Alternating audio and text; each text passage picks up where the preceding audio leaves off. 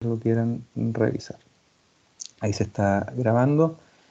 Recordarán y contarles a los que no han tomado esta asignatura, en esta asignatura la metodología normal que habíamos utilizado era que se pasaba una parte de la materia y luego eh, se, se proponía, se mostraba un ejercicio que fuera sencillo pero lo más completo posible y luego se les invitaba a ustedes a desarrollar el ejercicio. Y mientras ustedes lo desarrollaban, yo me paseaba por la sala viendo el trabajo que iban desarrollando. Y, y gran parte de la sesión después se trataba de detectar en qué se habían equivocado, entregarles adelante de la pizarra las indicaciones y tratar de comprender por qué habían cometido algunos de esos errores para aclarar esas dudas. Eso va a ser, vamos a tratar de hacerlo en esta metodología online, pero para que resulte necesitamos mucho aporte de ustedes. ¿En qué sentido? En que cuando yo les pida que traten de resolver un ejercicio, ya no van a tener la presión de verme circular por la sala y que yo les pregunte o les cuestione hoy por qué no resuelven el ejercicio. Entonces, probablemente si no resuelven el ejercicio no va a aparecer ninguna duda. Y cuando no aparece ninguna duda, entonces se van a poner a estudiar un poco antes del certamen, ahí van a aparecer las dudas y tal vez no vamos a tener el tiempo o la oportunidad de responderlas a todas y a todos. Entonces, yo les pido un esfuerzo y que cuando yo les solicite que se pongan a trabajar para detectar las dudas y que ustedes las van a tener que comunicar, lo hagan. Eso lo primero. Después voy a partir con una presentación en la que muestro el curso de lo que se trata. En esta presentación me presentaba yo, ¿verdad? Mi nombre es Cristian Rodríguez, porque hasta el año pasado esta era la primera asignatura que yo le hacía a los mecánicos y aeroespaciales. Bueno, todavía los aeroespaciales es la primera asignatura, pero los mecánicos que, que entraron en primer año tienen que haber tenido clases conmigo en Introducción a la Ingeniería Mecánica, así que ya me conocen, saben dónde está mi oficina y hemos interactuado durante una asignatura de un año completo, así que me conocen bien. Ahora no sirve de mucho que esté en la oficina, o sea, no estoy en la oficina 322, nos prohibieron ir a la universidad, obviamente porque está en cuarentena. Concepción, me van a poder encontrar aquí a través de esta plataforma de Teams. El horario está asignada a la sala TM 315. Obviamente si regresáramos, que pareciera ser que no vamos a regresar este semestre, las clases serán en la sala TM 315, el horario de 15:15 los lunes hasta las 18 horas. En ese horario van a estar conmigo, yo voy a guiar las sesiones. La idea es que ustedes vayan trabajando lo más posible durante esas sesiones y yo irlos consultando en las dudas que puedan tener. Adicionalmente, los martes van a haber 2 horas. Estas horas recuerden que son horas pedagógicas de 45 minutos con un ayudante que va a resolver ejercicios. Va a haber resolución de ejercicios al igual como tuvieron en Introducción a la Ingeniería Mecánica, también va a haber un apoyo en el uso de herramientas informáticas para escribir informes y hacer una exposición, porque van a tener que hacer unos dibujos bien particulares con vectores en que van a tener que incorporarlos en un informe y para eso va a venir un ayudante para hacerles una capacitación en esas herramientas informáticas que son de circulación libre, así que las van a poder utilizar. Como horario de consulta, yo sé que tenemos aquí en la asignatura alumnos de 8 generaciones distintas, más o menos, si vemos las matrículas. Entonces, es muy difícil que este horario de consulta le acomode a todos. Del martes de 8 a 9 yo me comprometo a estar pendiente en el computador para ver si es que existe algún mensaje, alguna duda que quieran preguntar. En otros momentos, si no pudieran hacer las consultas en ese horario, ahí yo les pediría que manden un email o un mensaje también por la plataforma Teams, de manera de que me expliquen un poco de qué se trata la consulta y ver si juntamos con algunos estudiantes que tengan consultas similares y asignamos otro horario. Pero eso va a ser bien variable semana a semana porque en el fondo yo lo que hago es bloquear el horario de los martes de 8 a 9 para tener disponibilidad en caso que ustedes requieran hacer una consulta, pero en el resto de la semana si hay que agendar alguna reunión, algún ensayo o algún viaje, obviamente pudiéramos tener semanas en que yo no estuviera disponible en otro horario, entonces es importante que puedan hacer las consultas con antelación y que envíen un correo un mensaje haciendo la pregunta e indicando que no pueden preguntar o consultar en el horario de consulta. Eso es muy importante. Luego, en estas presentaciones, yo siempre les pido que estén pendientes del curso para que puedan llenar la encuesta docente lo mejor posible. La encuesta docente es la encuesta que ustedes llenan y en la que opinan sobre la asignatura que, que cursaron. La idea es que ustedes, bueno, no sé cómo estarán llevando las clases, pero cuando ha sido presencial, lo normal es que tengan un cuaderno de sistemas mecánicos y yo les sugiero que en la última hoja vayan anotando sugerencias de cómo mejorar la asignatura. Entonces, porque si se les pregunta al final de la asignatura, puede que se les olviden muchas ideas que hayan tenido. Entonces, eh, darle mucha importancia a la opinión que tienen ustedes eh, y, y a medida que han pasado los años se han ido incorporando gran parte de los comentarios que van haciendo, por lo tanto se hace no un esfuerzo, porque en realidad es lo que hacemos nosotros, ¿verdad? Pero se toma en consideración la opinión de ustedes, porque ustedes son los que están aprendiendo. Entonces nosotros tenemos la obligación de detectar cómo es que ustedes están aprendiendo, si no están aprendiendo, por qué consideran ustedes que no están aprendiendo y de esa manera solucionarlo y mejorarlo. Necesitamos saber la opinión de ustedes para mejorar las clases. La encuesta es anónima y importante que durante el curso piensen en cosas que se pueden mejorar para que las informen en la encuesta. Ahora, obviamente, eso de que sea anónima, a mi juicio, es muy negativo, da la oportunidad para que algunos aprovechen de poner un par de garabatos, ¿verdad? Que no está bien. Entonces, dado que es anónima, también se les pide que sean lo más respetuosos posible, ¿eh? Porque bueno, es raro ser evaluado anónimamente, ¿eh? Esto es equivalente a que ustedes rindieran un certamen, los evalúa alguien, no saben quién, reciben la nota y resulta que después ustedes están disconformes con la nota porque consideran que tenían una respuesta correcta.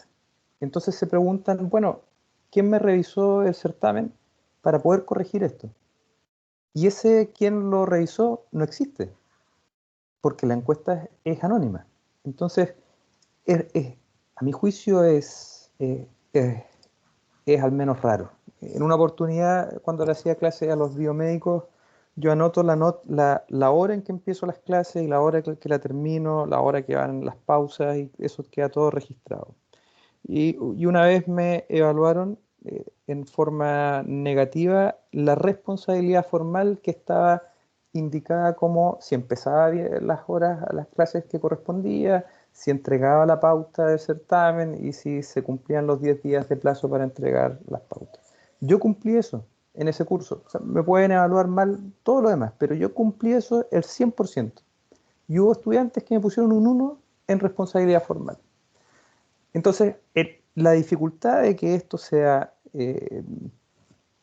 anónimo es que existe una condición como esa en la cual se está evaluando mal porque tal vez interpretaron mal lo que significa responsabilidad formal y por lo tanto no queda reflejado la realidad. Entonces, eso es algo muy negativo de que sea anónima. A mí me gustaría que no fuera anónima y poder preguntarle a ese estudiante, bueno, ¿por qué consideras que no cumplí con el horario cuando yo tengo aquí registrado que empecé todos los días cuando correspondía? Entonces, ojo con eso, ¿eh? O sea, eso de que sea anónima también debería traspasarles a ustedes una responsabilidad sobre la encuesta de que deben ser lo más fidedigna posible y que no puede ser llenada así al tuntún. Así que yo les pediría que por favor, dada esa condición que a mí me parece incorrecta de que sea anónima, pero que existe, sean responsables a la hora de responderla. Muchas veces hay estudiantes que se quejan que tal vez no se escucha su opinión, probablemente es porque deben haber profesores que terminan viendo que la encuesta la llenan por llenar, pero sin algo sustancial atrás. Entonces, importante que esa responsabilidad la asuman y que la tengan presente desde un comienzo para poder ir dando estas sugerencias, indicaciones que puede que se tomen o no, pero sí se van a considerar a la hora de generar la siguiente versión de la asignatura. Ahora vamos a ver detalles sobre de qué se trata el curso, cuáles son sus objetivos, cuáles son los contenidos, cuál es la metodología, la forma de evaluar, la planificación del semestre y la bibliografía. Yo la verdad no me... Bueno, cuando entremos a la parte de la bibliografía les voy a consultar, pero yo no sé cómo lo han hecho con la bibliografía la, la biblioteca, porque en esta asignatura hay varios libros que son muy buenos y que están en la biblioteca, y hay muchos de estos libros, y va a ser una pena que no lo puedan aprovechar si es que no se pueden consultar en línea. Entonces, cuando yo termine la presentación entregándoles la bibliografía, les pediría que alguno de ustedes trate de ver cómo se puede revisar eso en la biblioteca para ver si podemos generar algún mecanismo en que se pueda tener acceso online a algunos de esos libros. Varios de ellos son bien antiguos, ¿eh? No por eso malos, pero es altamente probable que no estén disponibles en formato digital. Pero los más nuevos deberían estar disponibles en formato digital. Partamos con el curso. ¿De qué se trata? Sistemas mecánicos. En sistemas mecánicos lo que vemos nosotros es el análisis y síntesis de mecanismos. El mecanismo no es otra cosa que un conjunto de elementos rígidos. Aquí importante la palabra rígido. Nosotros no vamos a suponer que los elementos que se están moviendo se están deformando. Obviamente eso después se incorpora en otras asignaturas cuando ven las deformaciones y los esfuerzos y las fuerzas dinámicas y le aplican las fuerzas dinámicas a las que está sometida. Vemos este conjunto de elementos rígidos y que tienen un movimiento particular debido a que entre estos elementos rígidos tienen distintos tipos de uniones mecánicas que permiten ciertos tipos de movimientos relativos entre sí. Eso es un mecanismo. Hay una imagen de un robot industrial, ¿verdad? Podemos ver un pasador ahí que permite una articulación, un cilindro hidráulico que permite un movimiento longitudinal, y vamos a ir revisando distintos de estos mecanismos. Cuando hablamos del análisis de estos mecanismos, hablamos de determinar las velocidades y aceleraciones de cada uno de estos elementos. Son elementos rígidos, tienen masa, por lo tanto, si yo conozco el centro de masa y conozco su aceleración y conozco cómo está conectado a los otros elementos rígidos, voy a hacer sumatoria de fuerza es igual a m por a. Y sumatoria de torque es igual a I por alfa. Voy a conocer el momento de inercia, voy a conocer la masa, voy a haber calculado a partir del análisis de mecanismos estas velocidades y aceleraciones, por lo tanto voy a tener ese alfa, voy a tener ese A de aceleración, ¿verdad? Y voy a poder hacer esta sumatoria de fuerzas considerando esta fuerza m por a y por alfa. Bueno, en realidad no una fuerza, sino que estos vectores como si fuera una fuerza y calcular las reacciones.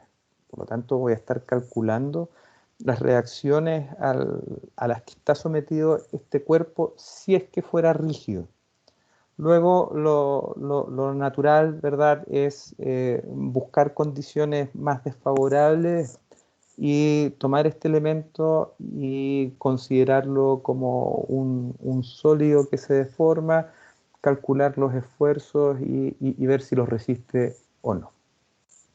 Y finalmente es la síntesis de mecanismos, que es encontrar un mecanismo que cumpla con cierto estado cinemático. Es decir, yo quiero una trayectoria rectilínea, por ejemplo, a partir de un movimiento rotatorio. ¿Cómo puedo fabricar, construir un mecanismo que me permita hacer esto? También lo mismo con las fuerzas. Entonces hay ejercicios en los cuales nosotros conocemos el mecanismo, tiene un requerimiento que es, por ejemplo, cortar un elemento con una fuerza F, cuál es el torque necesario en el elemento motriz. Y va a ser un F multiplicado por una unidad de longitud. Entonces, eso lo podemos determinar. Ahora, el curso no hace hincapié en la síntesis de mecanismos, sino que más bien en el análisis de mecanismos. Pero vamos a ver un poco de ello para... ¿Por qué lo hacemos así? Porque esa síntesis de mecanismos, en general, hay manuales en los cuales uno busca tipos de movimientos y aparecen mecanismos, construcciones que permiten generar ese tipo de movimiento, ese tipo de trayectoria. Y eso es porque, sobre todo sobre todo ahora que se trata de robotizar la industria, sobre todo en minería hay faenas que son sumamente peligrosas que realice una persona, y por lo tanto, si se puede diseñar un robot que lo haga, aunque sea muy caro, se hace. Entonces, eso se está haciendo y se genera una función de lo que debe ser capaz de hacer ese mecanismo y después hay que diseñarlo. Ahora, normalmente lo que hace uno es comprar un robot industrial y diseñar la herramienta que utiliza ese robot industrial o el sistema de transporte de ese robot industrial, porque hay varias soluciones que ya existen y son comerciales. Los objetivos los vamos a definir en función del nivel de conocimiento que hemos definido que se requiere como resultado de aprendizaje en esta asignatura. Importante que ustedes logren diferenciarlos. Probablemente ya han visto varios de estos resultados de aprendizaje durante los años que llevan ya en la carrera, y cada uno de ellos parte diciendo que el resultado de aprendizaje va a ser conocer algo, comprender algo, aplicar o analizar alguna materia, alguna temática en particular. Y eso es porque tenemos distintos grados de conocimiento. Por ejemplo, el conocer es saber que esto existe, saber sus características, cualidades, comparar esto que conozco con otro. Luego comprender es ya más que conocer, porque yo además que conozco ese elemento, ese funcionamiento, ahora el comprendo por qué tiene esas características, comprendo por qué se mueve de esa manera, eh, se, eh, lo entiendo y por lo tanto cuando tiene una falla, por ejemplo, tengo una idea de qué es lo que podría estar originando esa falla o funcionamiento defectuoso. Luego que lo comprendo, puedo ahora emplearlo para hacer una función adicional, distinta, algo que se me haya ocurrido hacer y finalmente analizarlo implica poder aplicarlo y poder crearlo desde cero. Entonces, tenemos todos estos niveles de conocimiento y en función a ello hemos definido los objetivos, resultados de aprendizaje de la asignatura. El primer objetivo, perdón, no el primer objetivo, sino que el objetivo general que tenemos es proporcionar las bases para la aplicación de los conceptos de mecánica y dinámica a mecanismos planos y elementos de máquinas. Aquí es importante que podríamos decir, bueno, eh, es el movimiento en un plano, sí, pero la mayoría de los movimientos que vamos a tener en máquinas industriales es la combinación de varios movimientos en el plano. Entonces, no es que dejemos fuera muchos mecanismos. Yo diría que quedan incorporados todos los mecanismos industriales. Después, vean que vamos a aplicar lo que ustedes saben de mecánica, estática y dinámica. Por lo tanto, aquí hay un punto relevante y es que si ustedes no se sienten hábiles en dinámica o estática, entonces es altamente probable que tengan dificultades en esta asignatura. Por lo que yo les pido que si sienten eso, hagan un repaso de sus apuntes de estática, de dinámica y puedan revisar la formulación de las ecuaciones que permiten que nosotros podamos resolver un estado cinemático o un estado de fuerza de un elemento cualquiera. Ahora, la gran diferencia es que cuando ustedes han aplicado en dinámica o en estática, muchos de estos conocimientos lo han hecho en forma matemática, matricial, escriben los vectores, hacen producto punto, producto cruz, escriben la matriz para encontrar el vector resultado.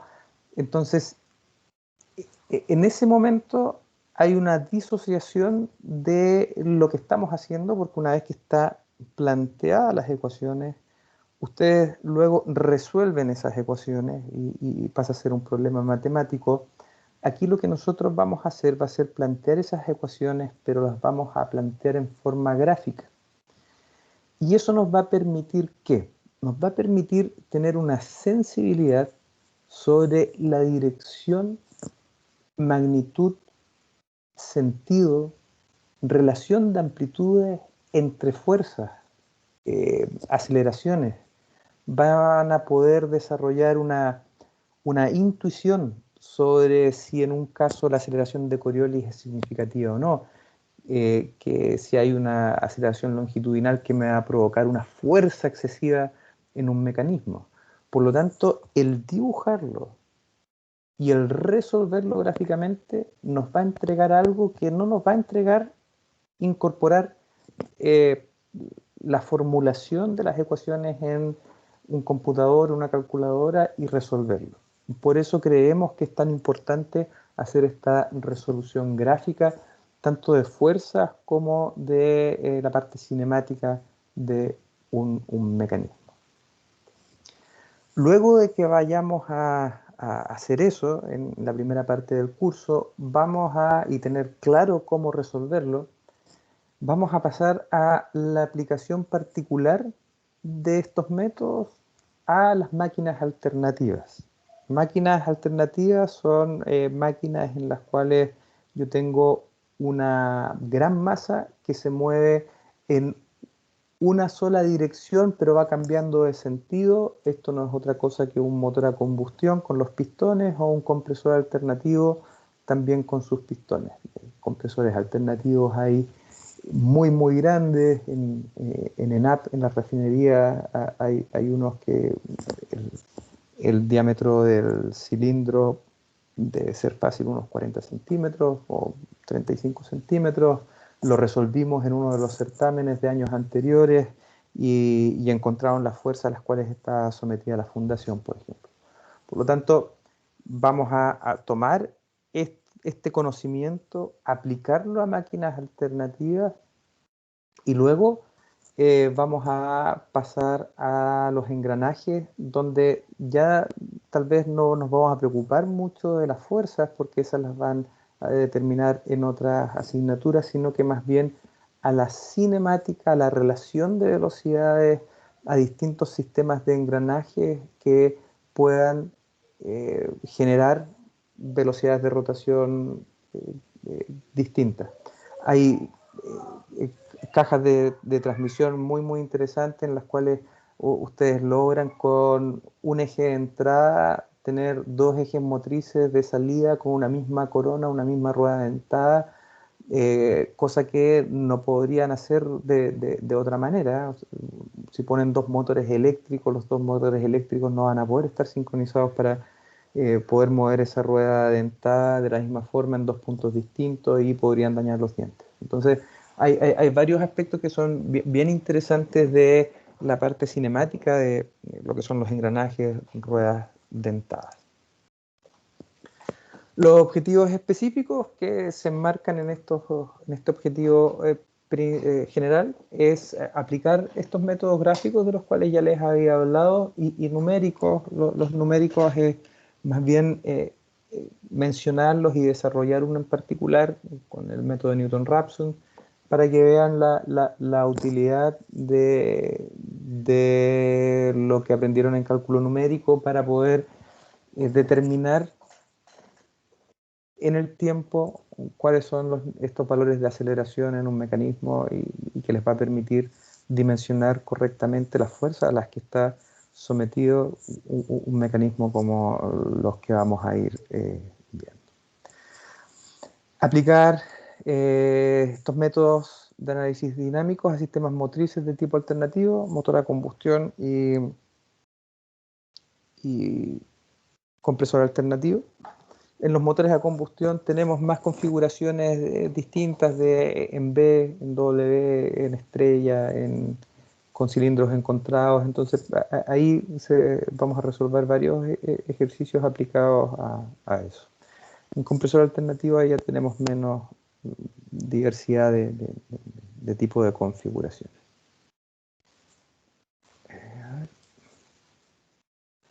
Seguimos con los objetivos específicos. El siguiente, el tercero, es determinar la geometría y cinemática de ruedas dentadas y también vamos a trabajar con levas. En la parte de los engranajes y levas vamos a trabajar con unos apuntes que ustedes van a leer y que nos vamos a ir juntando para repasar y discutir sobre esos apuntes. En la parte anterior del curso va a ser principalmente las presentaciones y el desarrollo de trabajo en clase. ¿Y eso por qué? Porque la primera parte del curso es algo que pudiera ser nuevo para ustedes, que es la resolución gráfica, ¿verdad? Pero de algo que ustedes ya conocen, que es la estática y la dinámica. Después una primera aplicación en máquinas alternativas y luego, por lo tanto, que ya vimos eso nuevo, y continuamos con la aplicación a ruedas dentadas y levas. Entonces ahí nos vamos a enfocar más bien a que ustedes lean un documento desarrollen una serie de ejercicios, encuentren la solución a esos ejercicios y nos vayamos reuniendo semanalmente para ver detalles de la resolución de esos ejercicios. Después, la parte de determinar los estados cinemáticos por métodos gráficos y numéricos de mecanismos planos, eso ya lo habíamos conversado. Obtener las fuerzas y momentos de trepidación, eso aplicado a las máquinas alternativas, que va a ser aplicar lo que aprendemos en la primera parte de la asignatura. En realidad no que aprendemos, sino que la herramienta de aplicación que aprendemos, no es que aprendamos una materia nueva, sino que juntamos álgebra lineal, vectores, con lo que ustedes conocen de estática y dinámica. Y terminamos con los engranajes rectos y levas, principalmente enfocados a su geometría y cinemática. Los contenidos, hay un primer capítulo que es cinemática dinámica de mecanismos. Partimos con las definiciones, luego velocidades, luego de calcular las velocidades calculamos las aceleraciones. Con las aceleraciones podemos calcular las fuerzas y torques de inercia. Luego podemos incorporar eso junto con las reacciones, con el resto del mecanismo con el que está interactuando cada uno de estos elementos rígidos y ver métodos numéricos para resolver la cinemática y dinámica de esos mecanismos. Es el capítulo 1 que normalmente se controla en el certamen 1. Luego está el capítulo 2 de máquinas alternativas. Ahí tenemos el análisis dinámico, un motor de un solo cilindro, eso para verlo en mucho detalle, para estar completamente convencidos de lo que se está resolviendo. Luego pasamos a un motor de varios cilindros con distintas configuraciones, que no es otra cosa que agregar un solo cilindro, pero ahora en otra posición, en otra posición, en otra posición, y así llegar hasta el número de cilindros del motor o el compresor alternativo y calcular las fuerzas a las que está sometido el sistema. Y seguimos con el balanceamiento de masas rotatorias, de masas alternativas y cálculo de volantes de inercia.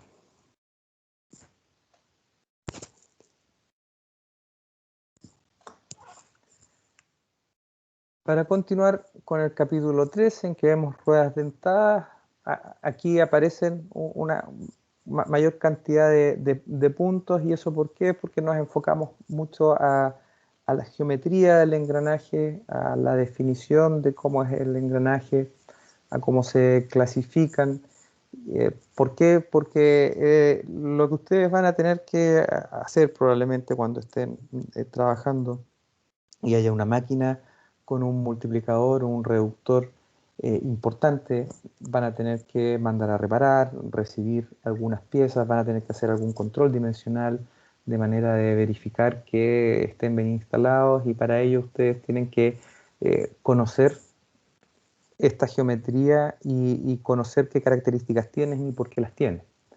Entonces, eso es importante, y además de esa manera ustedes pueden evaluar, en el caso que no se cumpla alguna de las condiciones normales en las que tendría que estar montado, cuáles podrían ser la implicancia de aquello, en el sentido de fuerzas adicionales, fuerzas en dirección axial que no están consideradas en el diseño del reductor o multiplicador, etc. Entonces, aquí también vean ustedes la importancia de visualizar esto. Son elementos de máquina, estas piezas, estamos calculando las fuerzas a las que están sometidas. ¿Para qué? Para que después, al aplicarlo en otro curso, puedan determinar ustedes si ese elemento se fatiga o si entra en plasticidad porque el esfuerzo es muy alto, o si va a ser capaz de resistir las solicitaciones a las que está sometido. Hay más detalles de los trenes de engranajes y levas. ¿Y cuál va a ser la metodología? La metodología es primero clases teóricas y prácticas, como les comentaba.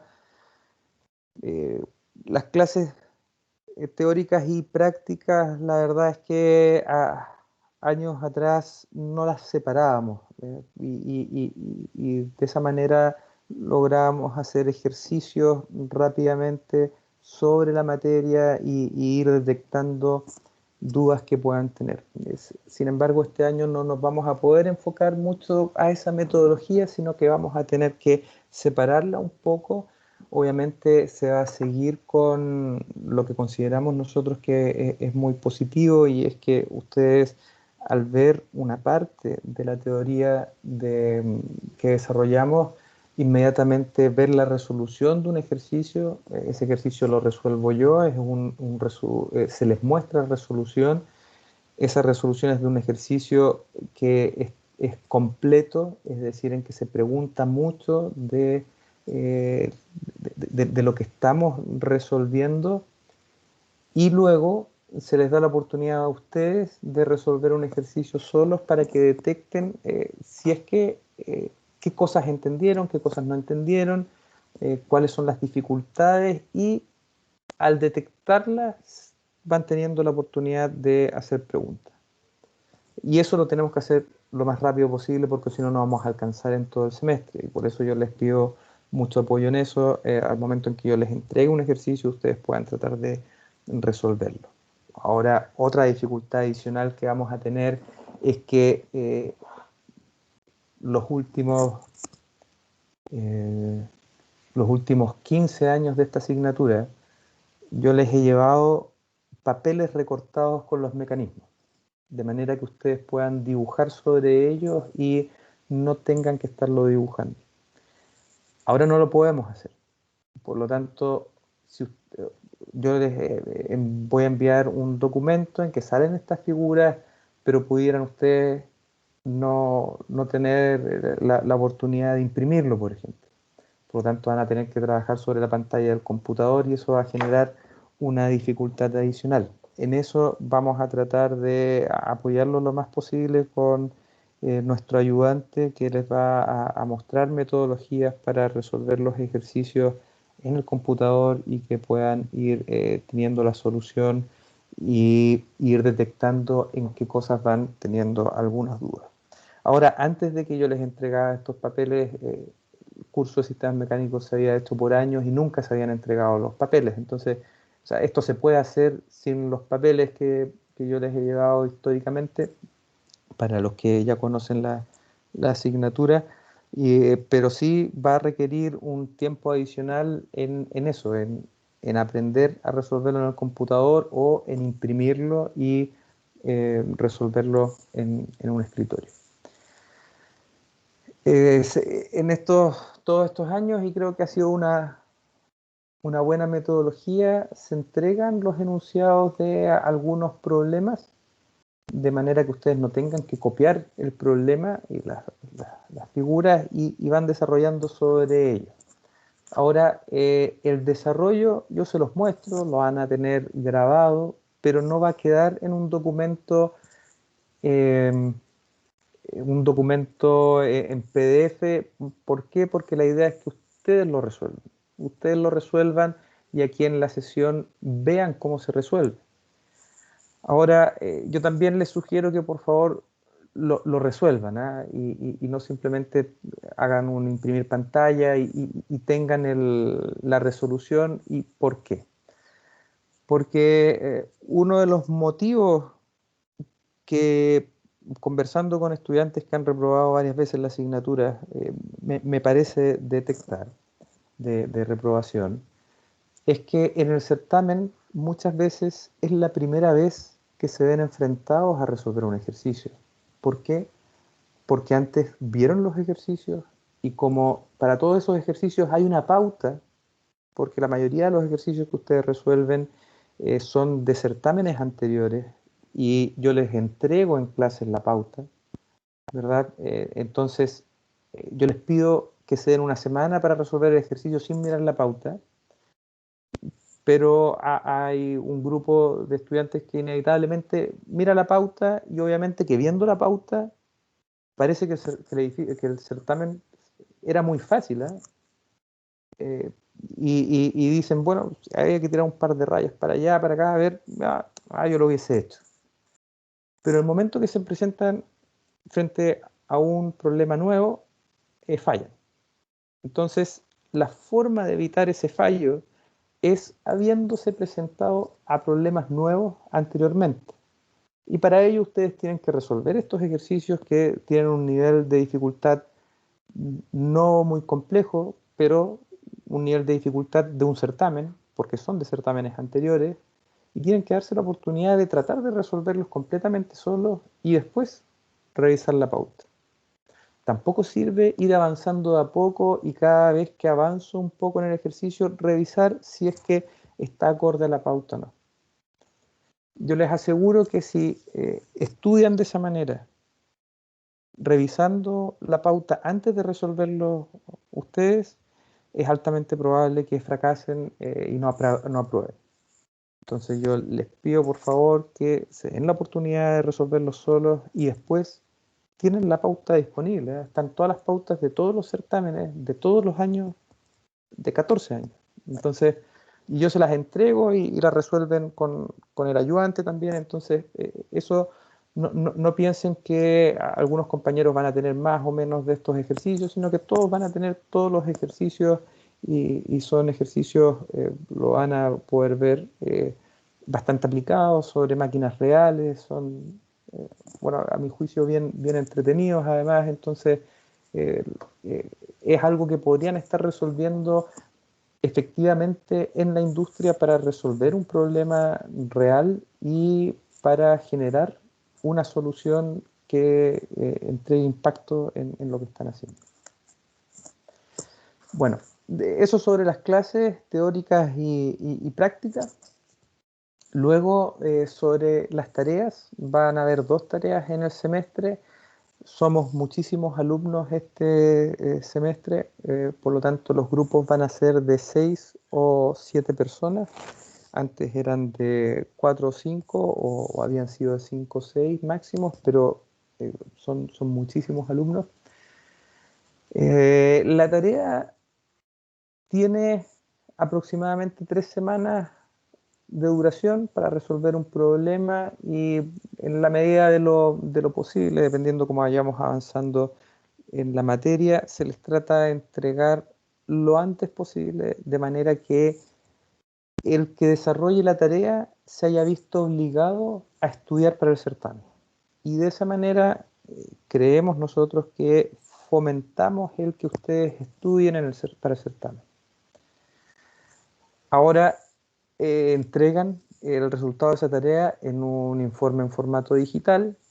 La dificultad de los ejercicios es tipo certamen, pero más largo, porque tienen estas 3 semanas, por lo tanto se preguntan más detalles tal vez, pero no se pregunta algo de mayor o menor dificultad que en un certamen, sino que algo muy similar a un certamen. Y como los que tuvieron introducción a la ingeniería mecánica conmigo en primer año, hay un porcentaje significativo de la nota que corresponderá a la presentación, formato, orden y redacción y las figuras del informe.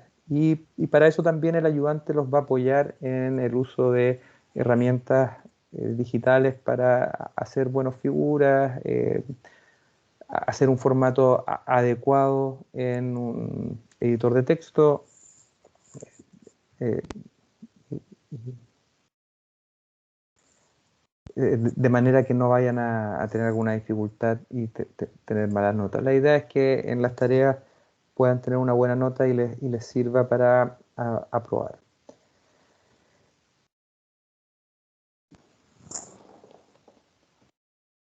Bien. Bueno,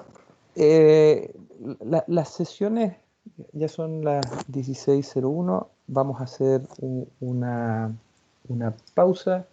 Vamos a hacer una pausa de 15 minutos para volver, bueno, 14 minutos porque me pasé un minuto para volver a las 16:15. y de esa manera continuar con la presentación de la asignatura. Si se les ocurre en estos 15 minutos alguna pregunta que hacer, la pueden dejar en el chat y al volver yo voy a partir respondiendo esas preguntas y luego continuar con la presentación. Así que nos vemos en 13 minutos, a las 16:15. Hasta un momento más.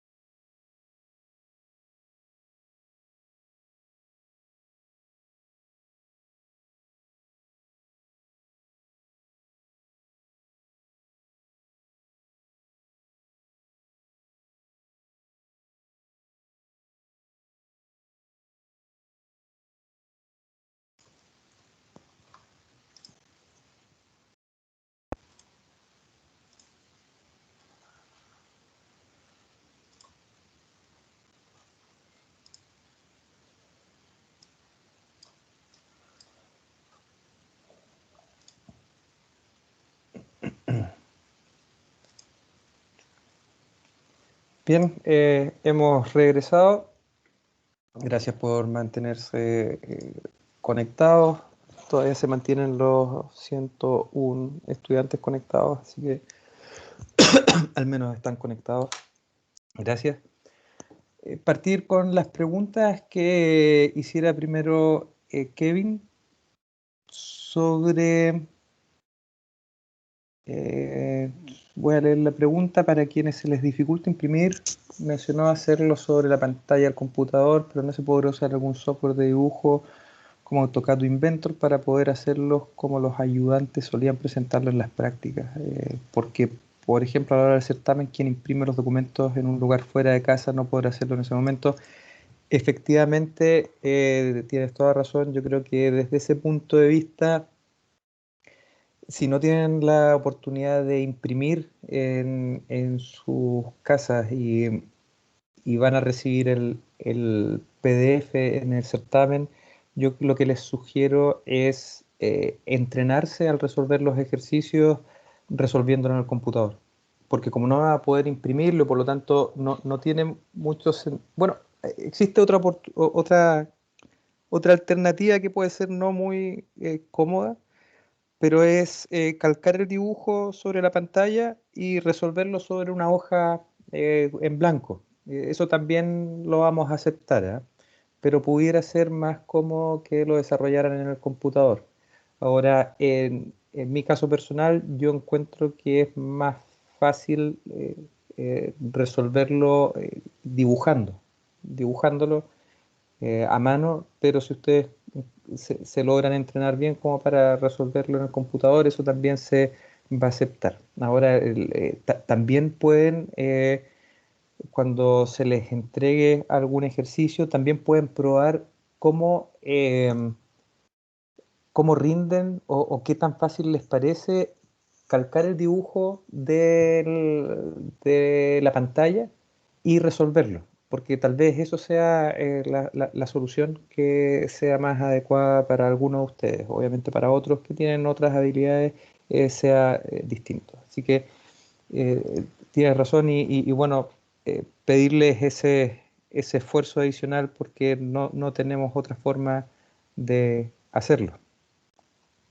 Después, sobre usar CAD, yo creo que no es necesario usar CAD o algún programa muy sofisticado porque tampoco les pedimos una precisión muy alta en la longitud de los vectores o en las orientaciones de los vectores. Por lo tanto, cualquier programa de computación, ustedes van a poder calcular esa longitud del vector y si tienen una diferencia, van a tener correcto el resultado, al igual que si lo hicieran dibujándolo a mano, en el que también hay un margen de error significativo debido al tamaño de las rayas o cuando ustedes copian una recta paralela que no les quede perfectamente paralela, etcétera. Así que en eso yo creo que no deberían tener ninguna dificultad. Lo que sí, para que estén preparados, les sugiero que lo hayan hecho varias veces antes y que no sea la primera vez en el caso del certamen. En el certamen lo que vamos a recibir van a ser que ustedes suban un PDF, por lo tanto también una sugerencia que hicieron en otro curso y que la tomo porque me parece muy buena, vamos a hacer también una sesión de práctica, por ejemplo, en la cual simulemos un certamen. Es decir, se les va a entregar un ejercicio de un certamen anterior, ustedes lo van a tratar de resolver lo más rápido posible y cuando se cumple el tiempo ustedes tienen la obligación de antes de eso haber enviado el PDF con el resultado.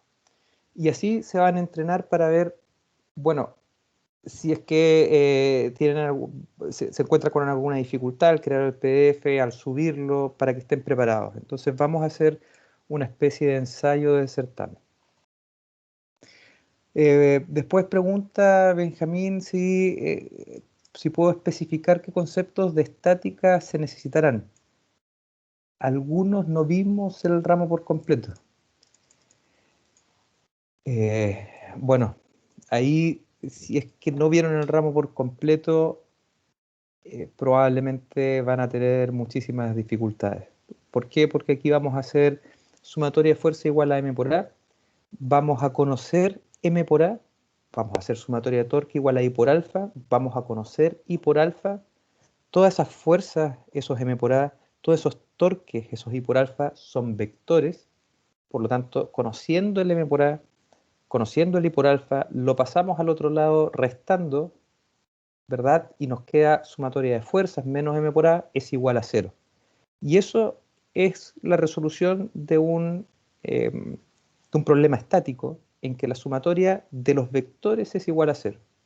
Entonces, si nosotros incorporamos un vector equivalente a una fuerza igual a menos m por a sobre un mecanismo, nosotros podemos empezar a resolverlo como si fuera un problema estático. Y por lo tanto se resuelve como un problema de sumatoria de fuerza igual a 0, sumatoria de I por alfa de torque es igual a 0. Pero son vectores, ¿eh? No vamos a usar el principio de D'Alembert, no, ese no se preocupen, es suma y resta de vectores. ¿Sí? Bien. Bueno, gracias por las preguntas y vamos a continuar entonces con la presentación en la que estábamos hablando sobre la metodología. Voy a silenciar esto de aquí. Perfecto. Hay una exposición que esa la vamos a mantener. Aquí aparece grupo máximo 5 personas, pero ayer teníamos 93 alumnos inscritos, hoy día teníamos 130, así que es altamente probable que aumentemos el grupo de máxima personas. Había una pregunta antes si los grupos eran al azar. Sí, efectivamente son al azar. La exposición es sobre un mecanismo, lo pueden elegir ustedes de una lista de mecanismos propuestos o lo pueden proponer ustedes porque conocen o han trabajado con algún mecanismo en particular o les interesa un mecanismo en los que quieren profundizar su conocimiento. Tenemos un estudiante que en algún momento, un grupo de estudiantes dijo, bueno, yo siempre he mirado el campanil y sé que tiene un mecanismo de relojería atrás, así que pidió permiso en la dirección de servicios, creo que es, de la universidad, fueron al campanil, entraron al campanil y fotografiaron, sacaron planos, hicieron una presentación sobre eso. Entonces, son muy variados los temas en los que pueden presentar. La idea es que sea de un mecanismo para el conocimiento de sus compañeros. Recuerden que hay una infinidad de mecanismos y nosotros vamos a analizar en particular máquinas alternativas, engranajes y levas.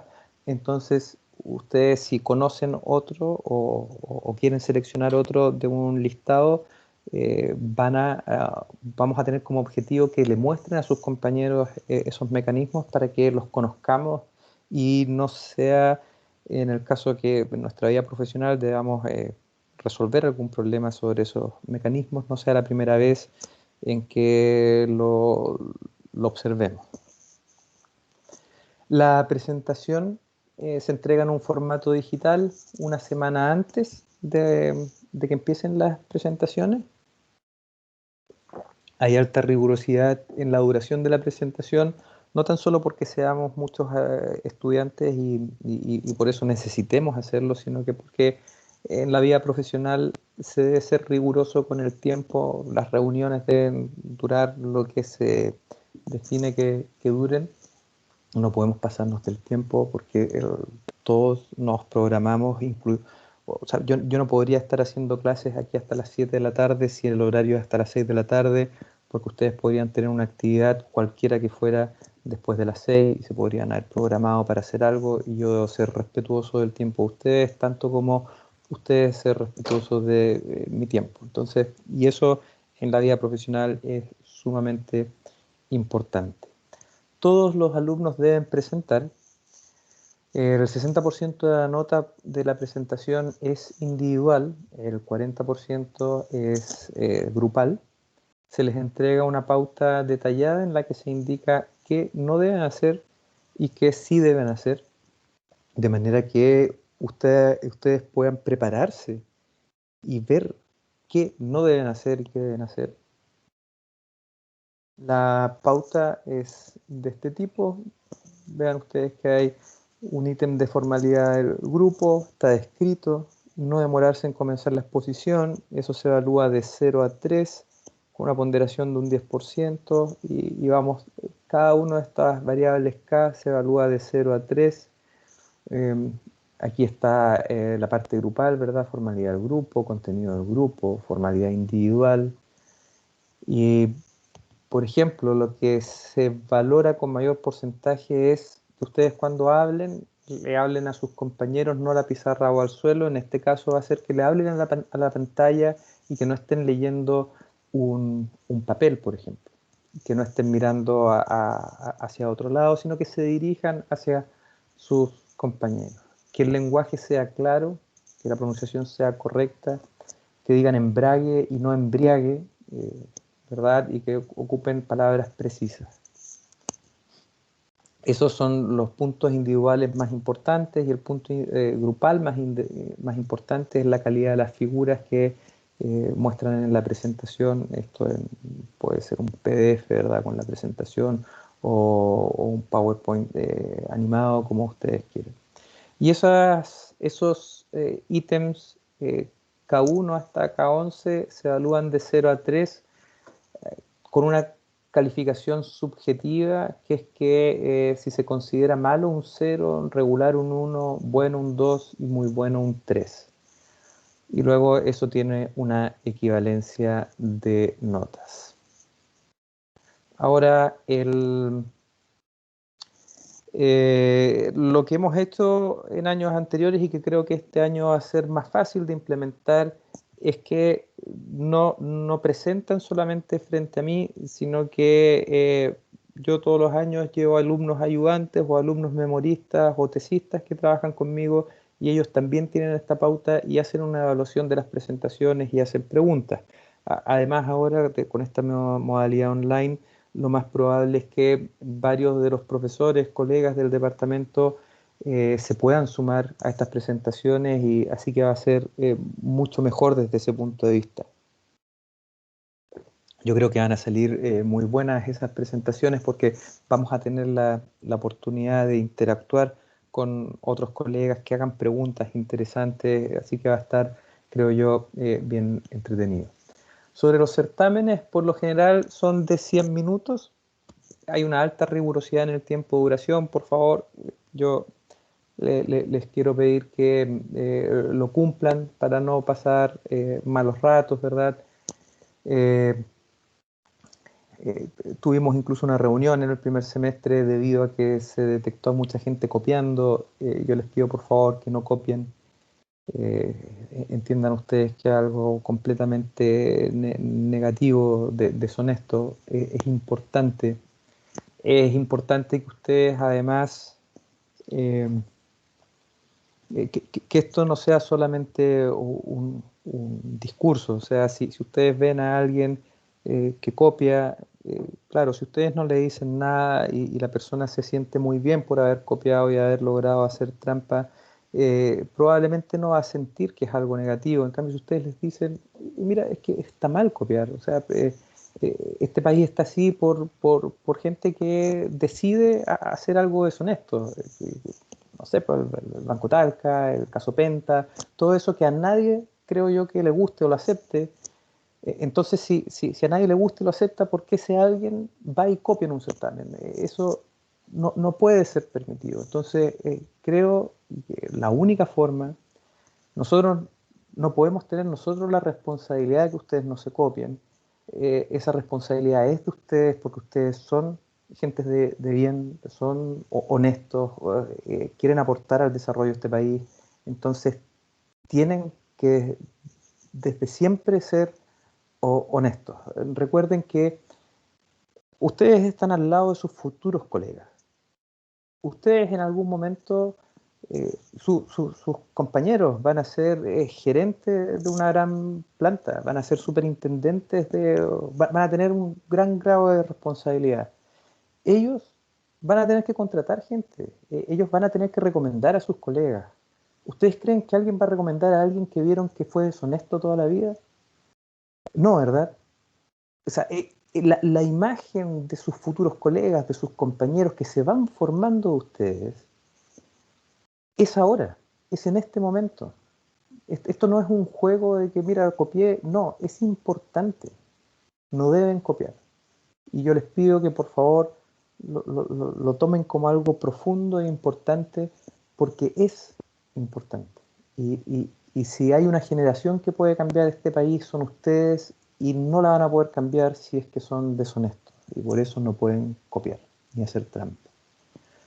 Ahora, obviamente, en este sistema online, es muy difícil que nosotros detectemos que se están copiando. Ahora, si detectamos que se están copiando, nuestra obligación, una obligación, es sancionar de la forma más severa posible. Esto no es para enviarlos a unas charlas de ética, ¿verdad? Que podría ser una sanción severa, ¿verdad? Sino que esto es un NSR inapelable. Y se informa al directorio y a la facultad de que este grupo de estudiantes copió. Esto debe ser así. O sea, este país sigue así porque finalmente los que hacen esto se van a una clase de ética. Entonces eso no puede ser así y debemos dar una señal de que hay que cambiarlo. Y por eso nosotros tratamos de dar esa señal. La pauta del certamen es pública y tiene incluida la distribución del puntaje. No existe la posibilidad de redistribuir el puntaje después de la corrección, porque el certamen está hecho de manera que el puntaje refleje lo que se considera que debemos controlar, que ustedes conocen, aprenden o comprenden de la asignatura. La totalidad de los certámenes, antes de yo entregárselos a ustedes para que los resuelvan, los he resuelto yo, por lo tanto sé que se pueden resolver, sé cuánto tiempo se deberían demorar, tengo la pauta hecha, por lo tanto tengo completa claridad sobre si la evaluación es adecuada o no al tiempo que se les da. Así que, excepto por un año que encontré, esto creo que fue el 2009, después les voy a mostrar ese certamen, estaba muy entretenido porque era un mecanismo bien particular que se me ocurrió desarrollar y bueno, ahí el promedio fue muy malo y nadie lo resolvió porque la verdad es que no estaba complicado el problema. Pero aparte de ese año, todo el resto de los años siempre ha sido una dificultad bien menor, diría yo, y no debieran tener el problema siempre y cuando no sea la primera vez que se enfrentan a un certamen, que eso es lo que yo creo que es lo más fundamental. Y después de que se les entrega la pauta, normalmente al terminar el certamen yo les envío la pauta una hora después, porque ya está hecha. Y luego tratamos de hacer también una estadística para ver los resultados del certamen y ver en qué puntos se equivocaron para reforzar esos puntos, tal vez en una sesión o en media sesión, de manera de pensar en prepararnos para la evaluación de recuperación en caso que tuvieran que darla. Ojalá no tengan que darla, ¿verdad? Y puedan aprobar la asignatura sin problema. El certamen tiene un enunciado como este, en que se indica cómo tienen que resolverlo, ¿verdad? Distribución de notas típicas del certamen, y con un curso de menos alumnos, ¿verdad? Eh, un alumno con nota entre 6 y 7, 10 alumnos entre 5 y 6. Normalmente se hacen tres problemas, a veces son dos. La idea, vean ustedes que ahí está el puntaje obtenido de cada uno de los problemas. Hay un problema fácil en el que casi todos tienen la totalidad de los puntos. Eso es para asegurarnos que aprueben, ¿verdad? Hay un problema que tratamos de que sea más o menos con un poco mayor de nivel de dificultad, de manera que la mitad obtenga la mitad del puntaje, la otra mitad obtenga la totalidad del puntaje. Y hay un problema que está pensado para que los que estudiaron harto se destaquen y obtengan una muy buena nota, y que los que no hayan estudiado lo suficiente no reprueben, sino que con estos dos problemas, estas dos preguntas, puedan tener una nota suficiente para aprobar. Entonces, de esa manera es como en general se han desarrollado los certámenes. Vamos a tener dos certámenes, 40% cada uno de los certámenes. Vamos a tener dos tareas para prepararnos para cada uno de esos certámenes. La suma de esas dos tareas tiene una ponderación del 10%, y el trabajo con exposición también tiene una ponderación del 10%. La evaluación de recuperación tiene un 30% de ponderación. No existe posibilidad de cambiarlo, y esto es para fomentar el estudio durante el semestre, porque de esa manera aprenden más, que es nuestro objetivo, que si preparan una única evaluación al final del semestre. Si faltan a un certamen, la nota de ese certamen corresponderá a la nota de la evaluación de recuperación, por lo tanto tienen que rendirla, y el promedio final se calcula considerando esa misma nota como nota de la evaluación de recuperación. Calendario, esto es aproximado, ¿eh? Vamos a tratar de que sea así, porque de esa forma vamos teniendo tiempo. Es que la tarea 1 yo se las entregue en la semana 3, por lo tanto en la semana 1, 2 y 3 debemos pasar suficiente materia como para que ustedes empiecen a resolver la tarea 1, y 4 semanas después tener el certamen 1. Luego la tarea 2, más o menos en la semana 10, la exposición en la semana 14. Vamos a tener varias sesiones de exposiciones porque es numeroso el curso, así que va a ser probablemente parte de la semana 14, de la 15 y la 16, y el certamen 2 la semana 15, para ojalá la semana 16 tengamos tiempo para repasar para la evaluación de recuperación. La bibliografía son estos libros de aquí que aparecen. Como comentarios, hay hartos de estos libros. Pueden ver 4 ejemplares, 20 ejemplares, 23 ejemplares, un ejemplar, un ejemplar. Por lo tanto, tenemos el orden de 50 libros de mecánica, de sistemas mecánicos en la biblioteca. Por eso es altamente probable que los libros más nuevos, como el Norton o el Erdmann, estén disponibles en formato digital. Los otros yo creo que no van a estar en formato digital, pero son muy buenos, ¿eh? Entonces, si tienen la oportunidad de conseguirlos, o si se abre la posibilidad de ir a la biblioteca, yo les sugiero que vayan. Siempre me preguntan cuál libro es mejor. En mi opinión, eso depende de cómo aprenda cada uno de nosotros. Es decir, los distintos libros que aparecen ahí enseñan, muestran y ejemplifican el análisis cinemático, el análisis dinámico de distintas maneras. Por lo tanto, van a haber personas que el Norton lo van a encontrar muy bueno, y hay otros que van a leer el Norton y van a decir, mira, no me quedó bien claro, pero leí el Chigley y me quedó muy, muy claro. Entonces, debido a que somos todos tan distintos y todos aprendemos distinto, yo les pido que, si tienen la oportunidad, obviamente, porque no sabemos cómo estará funcionando yo al menos no sé cómo está funcionando la biblioteca, que revisen la mayor cantidad posible de libros, porque eh, puede que muchas veces no hayan entendido algo porque la forma en que se redacta o se explica no es la adecuada para ustedes. Entonces, invitarlos obviamente a revisarlos. Aprovechen que tenemos una gran biblioteca, ojalá estén disponibles la mayor cantidad de recursos digitales. Expectativas que pudieran tener ustedes y que puedo tener yo, que esperamos del curso. La verdad es que en mi caso hay muchas dudas, sobre todo por el sistema online. Eh, yo me da la impresión de que van a aprobar muchos estudiantes que pudieran no estar cumpliendo los recursos, adquiriendo los resultados de aprendizaje debido a que es muy difícil controlarlo, ¿eh?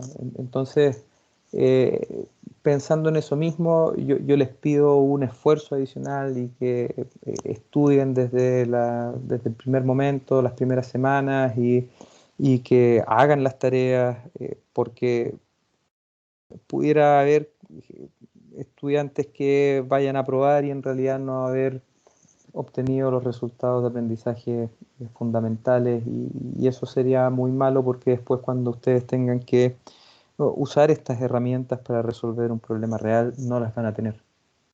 Y los profesionales egresados de esta universidad se han caracterizado por tener estas herramientas. Por lo tanto, sería una pena que eso cambiara. Así que por favor, estudien. El nivel de dificultad, eso es bien subjetivo, pero quiero hacer una reflexión y es que ya no lo hago, pero durante unos 10 años estuve haciendo una encuesta. Después del certamen 1, les preguntaba a cada generación, porque todas las generaciones en las que les he hecho clases han tenido disponible la totalidad de los certámenes anteriores. Todas las generaciones yo les preguntaba, ¿cuál es el certamen más difícil que ha visto de sistemas mecánicos? Y todos responden que es el que rindieron. Todos. Impresionante, de verdad, uno no se esperaría eso. Bueno, obviamente sacando ese certamen del 2009 que nos hubiese hecho un desastre estadístico ahí, pero lo que informaban todos es que el certamen que ellos hicieron, que cada uno de ustedes hicieron, era el más difícil. Y después indagamos sobre eso, entrevistamos a varios estudiantes y creo yo que es el motivo por el cual era eso, era porque la mayoría, el certamen era el primer momento en que se enfrentaban a resolver solos un ejercicio porque siempre tenían una pauta, un compañero o una compañera que les dijera más o menos cómo irlo resolviendo. Entonces, por eso, sumamente importante, a pesar de que suene majadero, que traten de resolverlo completamente solos los ejercicios, aunque se equivoquen, eso va a ser mucho más valioso que estar copiando una pauta y estar copiando el desarrollo y la metodología con la que se está resolviendo, sino que traten de resolverlo ustedes. Desde mi punto de vista, dado eso, si uno hacía una estadística y les preguntaba cómo habían sido los certámenes de los años anteriores, siempre decían muy fácil. ¿Por qué? Porque ya habían visto la pauta. Y la realidad es que, si ustedes lo revisan, creo yo que la exigencia es relativamente baja y la dificultad de los ejercicios, excepto la del 2009, es baja. Y muchos fallan, yo creo que porque no han resuelto ejercicios antes.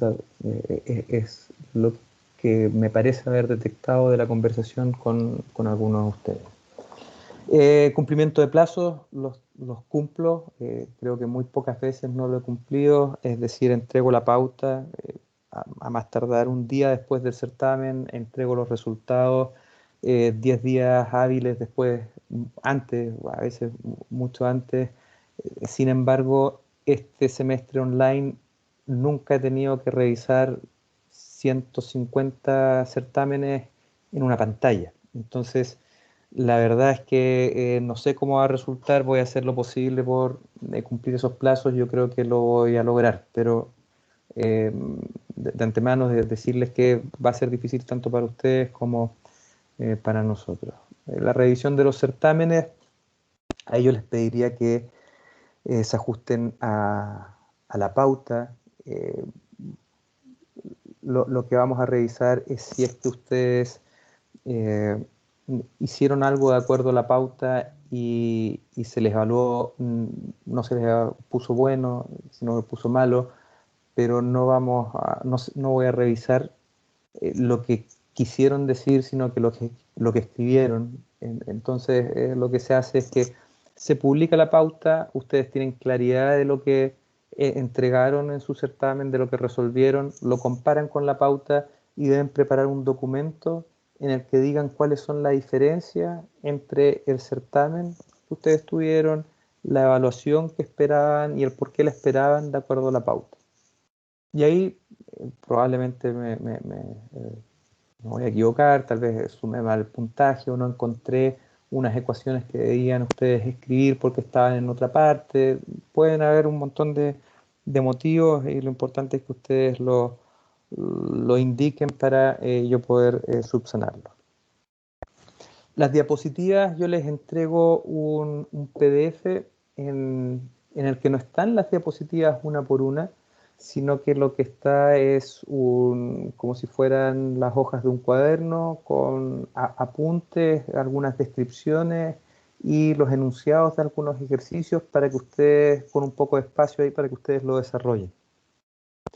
¿Por qué? Porque creo que esa es la mejor forma, los obliga a ustedes a, en el caso de imprimir estas un par de hojas, estar atentos a la presentación, ir tomando apuntes, ir resolviendo el ejercicio y no tenerlo resuelto ahí, que yo creo que es muy negativo.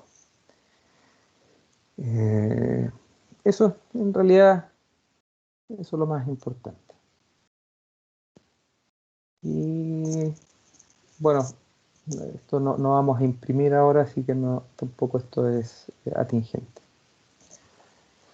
Entonces, ahora que ya vimos de qué se trata la asignatura, cómo va a ser la evaluación, voy a leer las preguntas que hayan hecho ahora.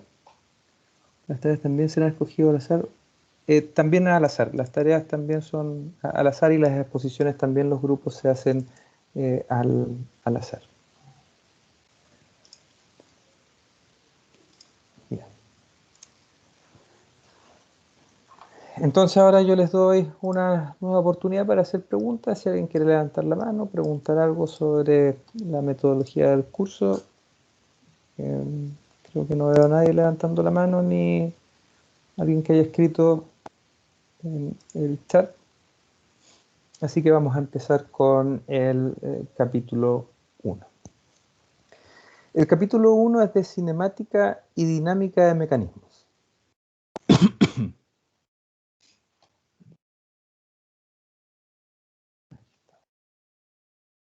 ¿Y cómo está preparada este capítulo? Primero vamos a comenzar con las definiciones con las que vamos a trabajar. Luego vamos a determinar velocidades, para luego determinar aceleraciones. Luego vamos a analizar estados de fuerza. Esto, como preguntaba su compañero, muy parecido a estática, pero en forma gráfica. Y luego de ver ese estado de fuerzas, le vamos a incorporar a ese estado de fuerzas una fuerza adicional, que va a ser este menos m por a, este torque, otro vector, menos i por alfa, y de esa manera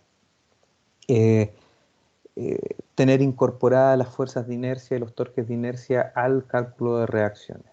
Y terminamos con algunos métodos numéricos para determinar la posición de un mecanismo y a partir de determinar la posición de un mecanismo en el tiempo, poder encontrar las velocidades y las aceleraciones de cada una de esas barras que se mueven. Como ya les había anticipado al comienzo, el mecanismo tiene una definición, es un conjunto de elementos rígidos que están conectados entre sí con uniones que permiten tipos de movimientos relativos entre sí. Estos tipos de movimientos permiten generar un movimiento particular que yo requiero para lograr alguna función. Y para nosotros ver esas funciones, definimos dentro de un mecanismo lo que llamamos un par cinemático. El mecanismo puede tener 2, 3, 4, 5, 6, 7 cuerpos rígidos conectados entre sí. El par cinemático, tenemos varios pares cinemáticos en un mecanismo. Y ese par cinemático consiste en la unión de solamente dos de esos cuerpos rígidos, ir tomando de a pares esos cuerpos rígidos. Esos cuerpos rígidos que pueden tener cualquier forma, les vamos a llamar barras o eslabones. Esa es una denominación convencional, porque no tienen ni forma de barra ni forma de eslabones, pero sí así los van a encontrar en la literatura. Y estas dos barras o eslabones, que son estos cuerpos rígidos, que no necesariamente tienen la forma de una barra o un eslabón, tienen una restricción común entre ellos, que permiten un movimiento relativo entre ellos, un movimiento bien particular.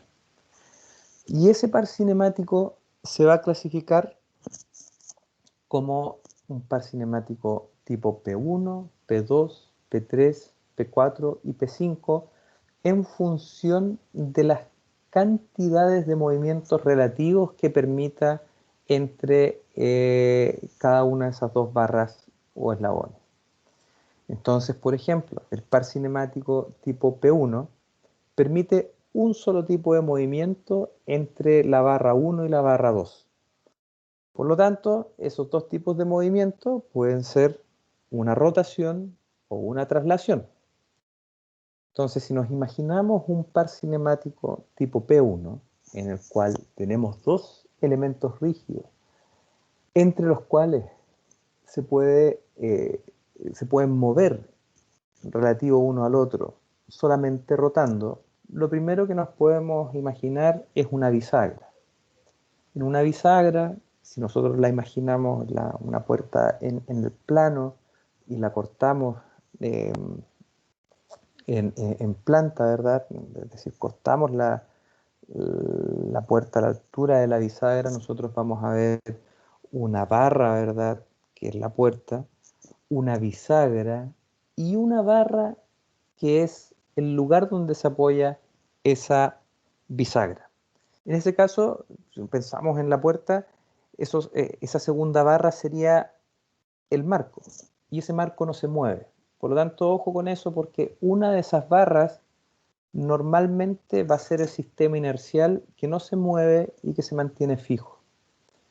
Y entre ese sistema inercial fijo de ese marco de la puerta y la puerta, se permite un solo tipo de movimiento, que es el de rotación.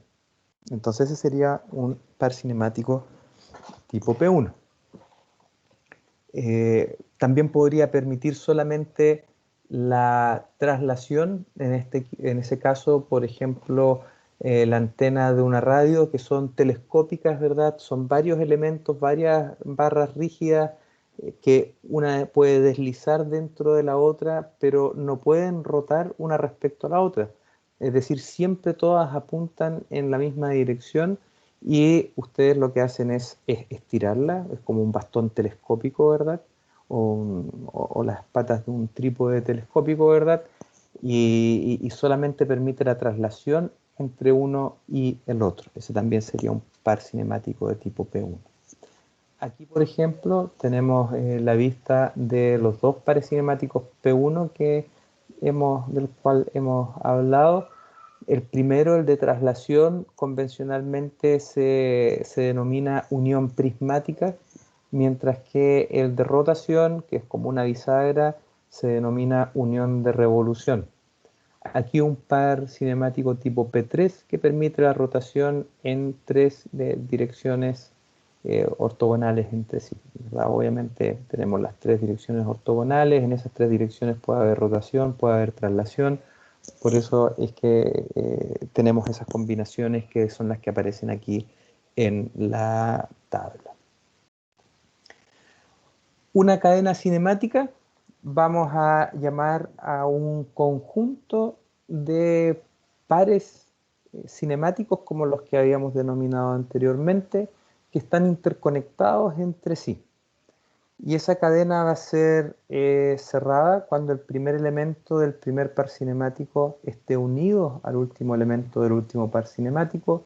Y cuando esto no ocurra, es decir, cuando el último elemento del último par cinemático no coincida con el primer elemento del primer par cinemático, hablaremos que es una cadena cinemática abierta. En este caso aquí, que ustedes pueden ver esta articulación que podría ser de una lámpara de escritorio, vean ustedes que este último elemento, esta última barra, no corresponde a la barra que está aquí. Mientras que acá sí tenemos una barra cerrada. Ahora, esto de aquí no tenemos la animación, así que déjenme un momento para encontrar una animación que creo que teníamos por aquí.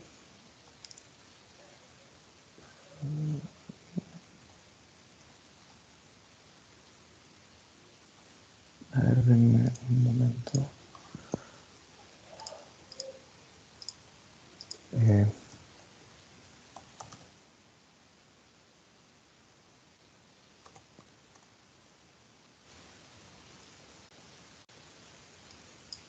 Bien, vamos a ver. A ver, aquí entiendo que pueden ver la imagen, ¿verdad? Ese mecanismo es un mecanismo de 4 barras. Ah, propaganda. Lo siento.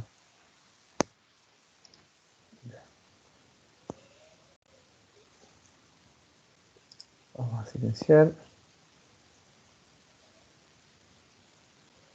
Eso es un mecanismo de 4 barras como el que está dibujado esquemáticamente en la diapositiva que teníamos. Vean ustedes que ahí en ese momento tienen esas 4 barras, ¿verdad? Y vean qué interesante el tipo de movimiento que logran con un movimiento, a partir de un movimiento rotatorio. Fíjense que ese movimiento rotatorio está girando a una velocidad angular más o menos constante. Eso es porque normalmente un mecanismo de esta naturaleza va a estar conectado a un motor eléctrico que gira a velocidad constante. En el primer caso, miren cómo se mueve este punto que podría estar accionando algo, ¿verdad? Un arco de circunferencia, que es de esa circunferencia de ahí, y ahora modificamos ese mecanismo y vean ahora el movimiento que se obtiene. Es totalmente distinto. Y lo único que se modificó fue la relación de longitudes entre esas barras. Aquí otro caso, este caso en esta barra es de la misma longitud que esta barra y esta barra de aquí tiene la misma longitud que esta distancia de acá.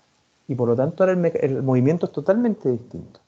Vean que todos esos movimientos se han obtenido con un mecanismo de 4 barras en el cual ustedes pueden ver ahí las 4 barras, ¿verdad? 1, 2, 3, 4, y a partir de un movimiento rotatorio logran que otra barra se mueva de una forma en particular.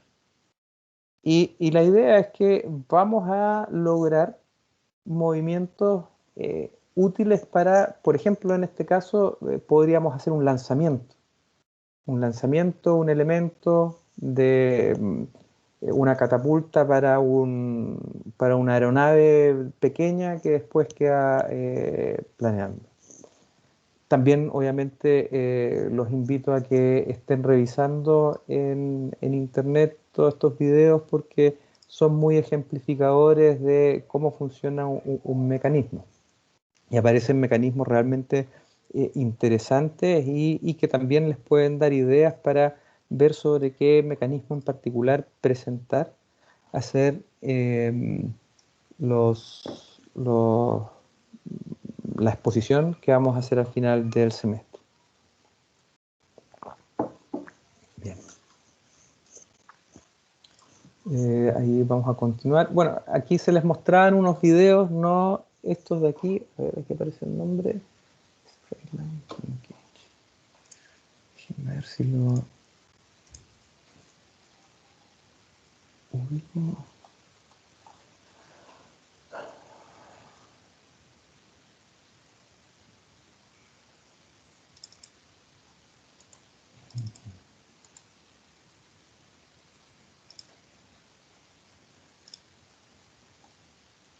Ah, perdón. Bueno, son las 5 ya.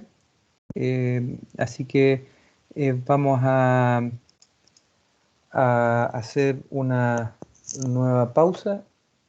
Yo les voy a dejar aquí un video en el que también tenemos un mecanismo de 4 barras. Vean ahí que está girando esa barra de ahí. Está conectada a esta segunda barra y luego esta barra que tiene una forma bien particular como una T. Recuerden que le vamos a llamar barra a pesar de que no se parezca a una barra, ¿verdad? Y eso está moviendo alternativamente lo que vendría siendo una bomba de pozo profundo y eso movido con un ventilador, ¿verdad? Y esto de acá, que es un mecanismo que está hecho para dibujar una línea perfectamente recta. Bien, ahora vamos a una pausa, volvemos en 15 minutos, nos vemos en 15 minutos, gracias por mantenerse en el curso.